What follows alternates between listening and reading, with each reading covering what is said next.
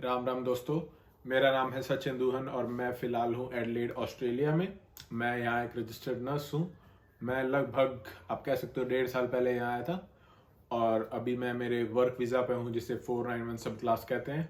और अगर आप लोग जानना चाहते हो कि मेरी क्या स्टोरी थी, मैं कैसे आया और क्या क्या पूरी कहानी क्या है, तो उसका मैं आपको डिस्क्रिप्शन में एक लिंक डाल दूंगा अबाउट माई स्टोरी और how I got my 491 visa. क्या पता आपने मेरी वो पहले वाली वीडियो देखी होगी तो आपको पता होगा कैसे आया मैं। तो अभी दोस्तों कुछ दिनों से मेरे पास मैसेजेस, अब एक टॉपिक था या एक मैसेज क्वेश्चन लगा लो आप, जो बहुत कॉमन आ रहा था कि हमने बीएससी नर्सिंग कर लिया है, अब इसके बाद ऑस्ट्रेलिया आएंगे, कैसे आ सकते हैं, क्या तरीके हैं और कौन सा बढ़िया है। अगर आपको पता है तो अभी फिलहाल लॉकडाउन्स हैं, मतलब इंटरनेशनल बॉर्डर्स बंद हैं ऑस्ट्रेलिया के, तो अभी आना थोड़ा मुश्किल है। लेकिन आप अभी प्रिपरेशन कर सकते हो, you can prepare your self. अभी कुछ होंगे जिन्होंने 2020 में बैचलर्स कंप्लीट की होगी, जिन्होंने 2019 में कंप्लीट की होगी, या जो भी कंप्लीट करने वाले होंगे बैचलर्स, तो उनके लिए कैसे या कौन सा ऑप्शन सबसे बढ़िया होगा। तो देखो दोस्तों, अगर आपने बैचलर्स इंडिया से कर लिया बीएससी नर्सिंग, जो 4 इयर्स का कोर्स होता है अपने इंडिया में, और उसके बाद अगर आप प्लान करते हो ऑस्ट्रेलिया का, इस वीडियो में मैं सिर्फ आपको ऑस्ट्रेलिया के बारे में ही बताऊंगा, क्योंकि मैं वो बताऊंगा जो मुझे पता है या जहां मैं हूं, जो मैंने एक्सपीरियंस किया है या मैंने जो पढ़ा है। और अगर आप भी उसको पढ़ना चाहते हैं तो मैं आपको कहूँगा आप एफ्रा की वेबसाइट पे जाएं, वहाँ अच्छे से पूरी डिटेल दी गई है कि क्या क्या आप कर सकते हैं और कौन सा तरीका है। तो अब बात करते हैं कि क्या तरीके हैं। जस्ट मैं आपको एग्जांपल देता हूँ। मैंने अभी मेरी बैचलर ऑफ नर्सिंग कर ली है। अब मोस्टली शायद आप जिसने अगर जो भी जिन्होंने अभी 2020 में की होगी, उन्होंने सितंबर में की होगी, सितंबर के अराउंड होती है अपनी।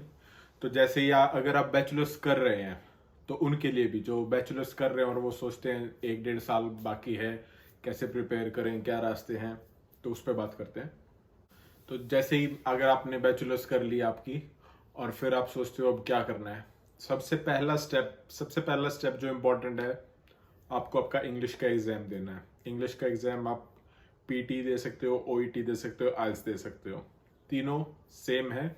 हाँ, टफ और इजी का सीन है इनमें थोड़ा, जिसमें मैं, अगर आप मेरी मानो तो मैं होता आपकी जगह तो मैं पीटी करता, मैं बैचलर्स करते ही मैं मेरी पीटी करता और मेरा फोकस होता 7 ईच पर। अब कुछ लोग कहेंगे कि आपको अभी 7 ईच की जरूरत नहीं है, बाद में जरूरत होगी। रजिस्ट्रेशन के लिए आपको 7 ईच की जरूरत है, तो रजिस्ट्रेशन बाद में भी जब आप अप्लाई करोगे आपके रजिस्ट्रेशन के लिए, तो आपको ऑब्वियसली यू नीड इट। जैसे आप अपने पीटी के 7 ईच कर लेते हो, उसके बाद आपके पास 2 ऑप्शंस आते हैं। पहला ऑप्शन है ओबीए के थ्रू आप रजिस्ट्रेशन लो, दूसरा ऑप्शन है master of nursing leading to registration. अब इन दोनों में मैं, मेरी जो थिंकिंग है मैं आपको वो बताने वाला हूँ, बाकी जो आपको सही लगे आप वो चूज करना। अब इसमें होता क्या है मास्टर ऑफ नर्सिंग और ओबीए में? ओबीए क्या है? Outcome based assessment.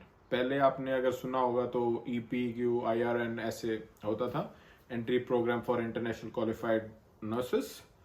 उसमें 3 मंथ्स का ब्रिजिंग प्रोग्राम होता था, वो बंद हो चुका है। अगर आपने 21 फरवरी 2020 के से पहले अगर आपने अप्लाई किया होगा, तो आपको जो लेटर मिला होगा वो ब्रिजिंग प्रोग्राम का होगा। उसके बाद आपको मिलेगा to do OBA. OBA is outcome based assessment. अब ओबीए का क्या फायदा और घाटा होगा? देखिए, सबसे पहली बात तो अगर हम कंपेयर करते हैं, देखो 2 ऑप्शन जैसे मैंने आपको बताया, बैचलर्स और मास्टर्स और ओबीए। जो ओबीए है उसका आपका खर्चा मास्टर्स से बहुत कम है। आपका ओबीए का खर्चा लगभग मैक्स टू मैक्स आप 5 लाख लगा लो। और ओबीए है क्या, उसके अंदर क्या होगा, आपको पहले आपको ऑस्ट्रेलिया आपके डॉक्यूमेंट भेजने होंगे। वो आपको कहेंगे कि आप ओबीए के अभी आप जैसे कुछ क्राइटेरिया फुलफिल नहीं करते हो, आप फिर आगे आपको सेल्फ चेक करना होगा। सेल्फ चेक के बाद आपको 2 टेस्ट देने होंगे। एक तो होगा एनक्लिक्स, जो थियोरेटिकल आपका टेस्ट होगा, दूसरा होगा आपका ऑस्की, ये आपका ऑस्ट्रेलिया एडलेड में होगा, जिसमें आपको प्रैक्टिकल चेक करेंगे। अब इसके बाद उसके बाद आपको रजिस्ट्रेशन मिल जाएगा। अब इसका जो टाइम ड्यूरेशन है उसको कह सकते हो आप, थोड़ा वो लेंदी हो सकता है, क्योंकि क्या होता है, आप घर पे बैठे होते हो, आप इंडिया होते हो, आप प्रिपरेशन कर रहे हो, तो आपको ये होता है कि ऑस्ट्रेलिया गए भी नहीं और इतना मेहनत कर रहे हैं, इतना टाइम भी लग रहा है, तो इंडिया में बैठे बैठे आपको ये होता है कि अरे यार क्या इससे अच्छा मास्टर ऑफ नर्सिंग करते, वहाँ चले तो जाते।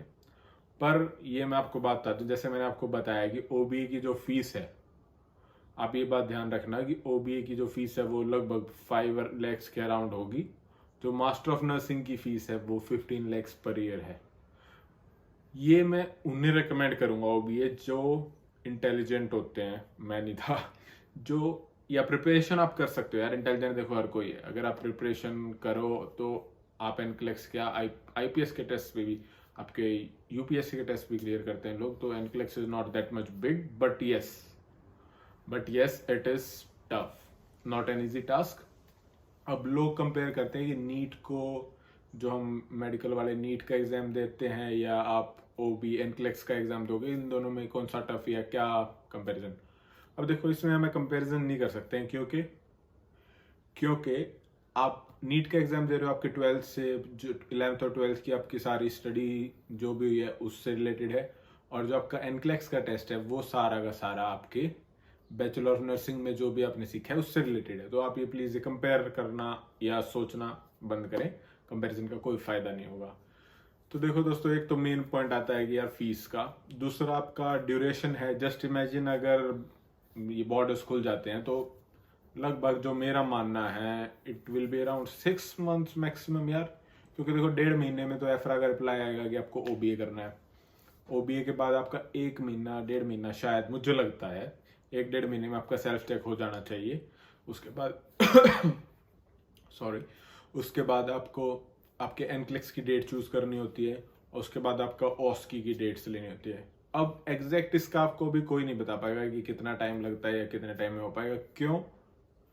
क्योंकि आप ये नया है, क्योंकि आप अभी किसी से पूछे होगे तो आप किसी को पता ही नहीं होगा एग्जैक्टली कि क्या प्रोसेस है, कैसा एक्सपीरियंस रहता है।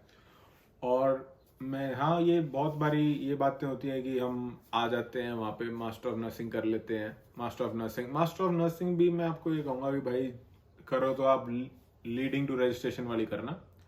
कुछ यूनिवर्सिटीज़ हैं जो लीडिंग टू रजिस्ट्रेशन नहीं करवाती हैं।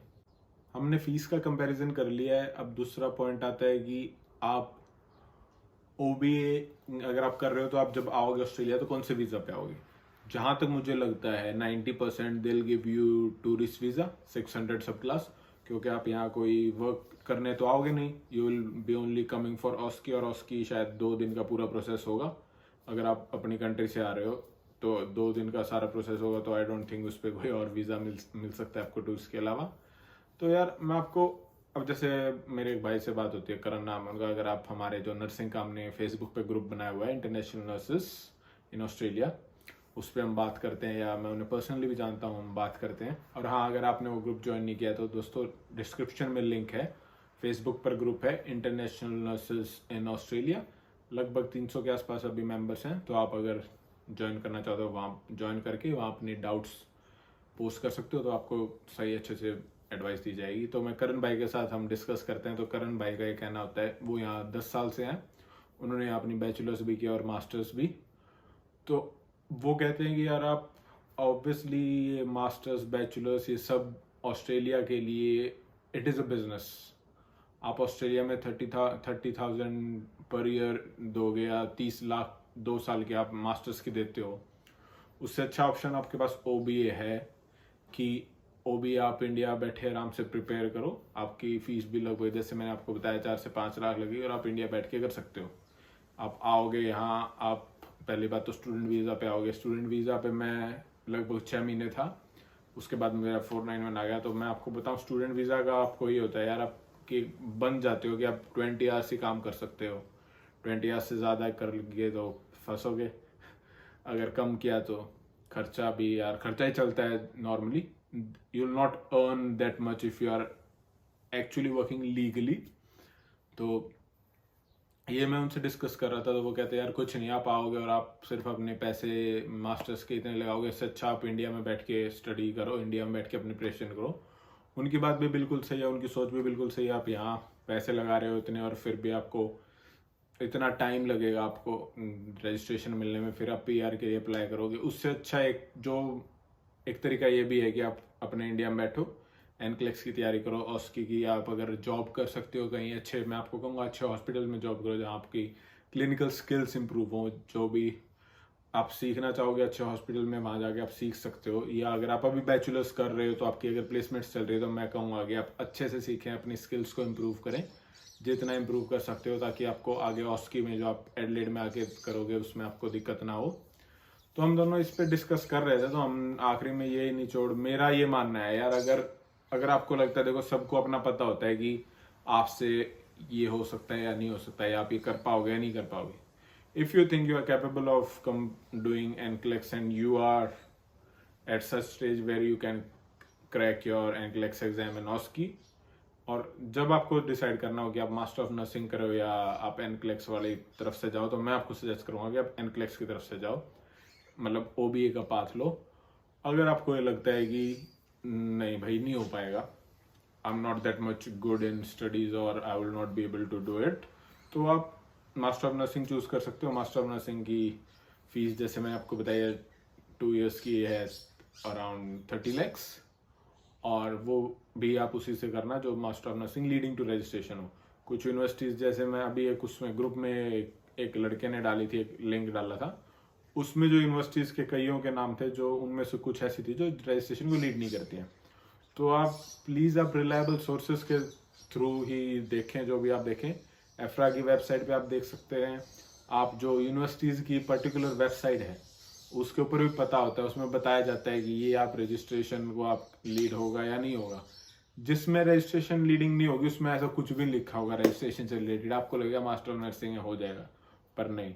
इसलिए मैं आपको ये कहूँगा कि अगर आप मास्टर ऑफ नर्सिंग भी करो तो ध्यान से देखकर लीडिंग टू रजिस्ट्रेशन वाली ही करना। तो बाकी दोस्तों, ये वीडियो में मैं सिर्फ आपको ये क्लियर करना चाहता था कि OBA का क्या फ़ायदा है, मास्टर ऑफ नर्सिंग का क्या फ़ायदा है, और आपको क्या चूज़ करनी चाहिए, और बैचलर ऑफ नर्सिंग करते ही आपको क्या करना चाहिए क्या नहीं करना चाहिए, ये सब आपके इसके ऊपर थी बात। अब अगले वीडियो में अगली बार कभी बात करते हैं कि इसके बाद क्या होता है, इसके बाद आप क्या करोगे, आगे बात करेंगे। तो चलिए दोस्तों, जैसे आप वीडियो देख रहे हैं और इतना अच्छा रिस्पांस दे रहे हैं तो आपको बहुत बहुत धन्यवाद। प्लीज़ आप कमेंट करके बताना आपको कैसी वीडियो लग रही है और आप और किस टॉपिक्स पे वीडियो देखना चाहेंगे। तो बाकी राम राम जी, जल्दी मिलते हैं आपसे।